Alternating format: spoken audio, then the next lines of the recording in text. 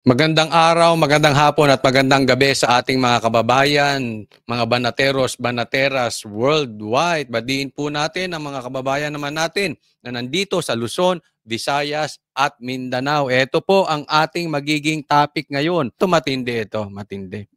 Ako'y naiinis sa mga ipokrito mga ipokritong mga politiko. Ha? Pinaplastic ang taong bayan. Oh. Luis Tro, wanted ang asawa sa rape. Di umano. O yan. Pag-usapan po natin lahat yan. Pero wag po kakalimutan, sa Team Suka, sa Team PDP, sa mga DDS dyan, sa mga lehitimong galit, sa mga adik, sa komunista, sa NPA, doon sa mga lehitimong galit sa abusado sa gobyerno, wag pong kakalimutan, i-like po itong video na ito. And sana, sa mga hindi ko pa po subscriber, subscribe po kayo. Okay? Eto na po.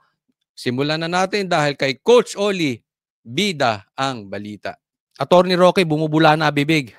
Ito, pakinggan natin ha. Pakinggan natin yung mensahe niya. Ikaw, Luis Tro, gulat nga ako na abogado ka. Hindi ko naman alam na abogado ka talaga dahil bakit mo itatago yung asawa mo na wanted sa rape, no? Nako, mahirap yun. Matindi yun, matindi. Luis Tro, totoo ba ito? Sa mga manonood natin, pakilagay dyan sa comment section. Kayo ba ay naniniwala sa sinabi ni Attorney Roque na wanted sa rape yung asawa ni Attorney Luis Tro? Anong klaseng abogado ka nga? Ulitin ko lang yung tanong ni Attorney Roque ha. Baka magagalit ka sa akin eh. Anong klaseng abogado ka? Kaya ba panay ang atake mo kay PRRD? Kasi sip-sip mo dahil para hindi galawin ng asawa mo. Wanted sa rape. Paanong klaseng abogado ka? Ako itinatago mo na wanted sa rape yung asawa mo. Ay sus, ipokrito. Ipokrita. Marcos, ba't ka nagtatago sa mga katulad nito? Saan ka nagtatago? Kay Claire, kay Castro, kay Amy, ito naman kay Luis Tro. Pambira naman. Yung mga sa babae ka pa talaga nagtatago, Marcos. Tapos kita mo naman ito. Marcos, totoo ba to? Mahirap yun. Bakit? Wanted din yung mahuli-huli. Ibig sabihin, wanted din yung mahuli-huli yung asawa niyang rapist. Di umano. Sa sinasabi ni Roque. Wanted sa rape. Paano tayo niyan? Kasi pagdududahan lahat ng sasabihin mo, Luis Tro. Dahil siyempre kakampi ka kay Marcos. Bakit? Kasi ayaw mo na paandarin ni Marcos yung hustisya sa laban sa asawa mo para tahimik lang si Marcos. Ayaw mo lang wanted yung asawa mo. Kasi total pinagtatanggol mo si Marcos. Ganyan lumalabas yan. Same thing kay Franz Castro. Kasi Franz Castro banat ng banat sa Duterte kasi para sip-sip kay sip-sip sa'yo, Marcos. Kasi meron, siyempre, hindi ako nagsabi, korte, child abuser, convicted child abuser, ito si Franz Castro. Korte, nagsabi niya, hindi ako. Para hindi umusad, para hindi mo paandarin yung kaso, para hindi makulong, para makaupo pa rin as congresswoman. Ngayon tumatakbo ng senador. Para hindi umusad, atakihin ng Duterte. Kasi ganyan na nangyayari sa may mga kaso eh. Yan ang style ng Marcos admin. Kaya nga tinatawag ni PRR ding diktador ka. Anong gagawin mo? Sisikilin mo yung tao. Kung hindi kakasuhan, kung hindi ipauusad.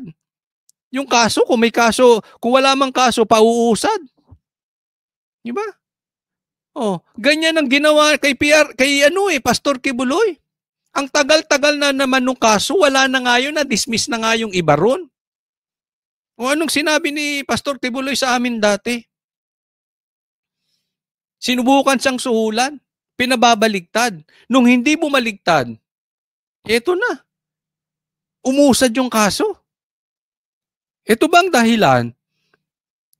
Kaya bumabanat itong Luis Tro at Castro para hindi umusad yung mga kaso? Nako. Marcos, mahirap yung gawain mong ganyan. Kung abogado ka, alam mo hindi dapat gawin yun, no? Bakit mo sasabihin na ibabasura yan at tama ang proseso na ginawa ng House? Hindi mo na ba rinirespeto ang Korte Suprema? Hindi mo na ba rinirespeto yung litis pendentes rule na hindi dapat nagkokomento yung mga partido sa kasong yan? At O yan, hindi ka dapat nagkokomentaryo, Luistro, sa yung involved sa kaso na yan. Bakit hindi nyo, lagi nyo sinasabi, hindi, harapin nyo na lang ang batas, harapin nyo ang batas, harapin nyo ang batas. Bakit hindi nyo mai-apply sa sarili ninyong bakuran? Harapin nyo na lang ang batas. Ba't hindi nyo nirespeto husgado? Di ba? Napaka-ipokrito kasi nyo eh. Lagi nyo sinasabing harapin ang batas. Ngayon, nangyari sa inyo, hindi nyo maharap. Di ba? Eh, kung hindi nagsalita si Attorney Roque, hindi natin malalaman. Hindi natin maaalala yung style ninyo. At partido ka dahil House prosecution ka eh. That is, kung matatalo mo si Rani Abu, sa tingin ko hindi. Tingin ko bokya ka. Dahil yung last time namang nanalo ka, ay ang kalaban kasi ang kalaban mo, anak lang ni Rani. Eh si Rani, 3-termers yan at daing COS din ni Dodo Mandanas na 9 years din. So alam ng tao talaga yung paglilingkod ni Abu, ni Congressman Abu dyan sa distrito mo. So goodbye ka na, asa ka pang maging prosecutor. Taga mo sa bato yan. Hindi ka maging prosecutor dahil wala ka na sa Kamara pagdating ng 20th Congress. Oh, ayan. Oh, sa mga distrito ni Luistro. Oh, gusto kasi nito maging prosecutor na panghabol sa impeachment ni BP Sara. Isa siya doon. Diba? So kayo, papayagan nyo. Basta sinasabi, hindi ko personally kilala yung sinasabi ni Attorney Roque. Bata, according to him, malakas tong Abu. Para sa akin, kahit di ko man kilala yon, knowing Luistro, yung mga atake niya sa kay PRR, di para lang pala ito ay may kaso asawa niya. Kala mo kalinis ng kanilang ano. But anyway, hayaan natin ang husgadong magdesisyon yan. Pero sa atin, mas susugal na ako doon sa kahit hindi ko kakilala kaysa itong kakilala na natin na ganyan naman ang gawain. Di ba? Boboto nyo ba ang isang congressman para gawin lang attack dog ng presidente? Anong klase yun?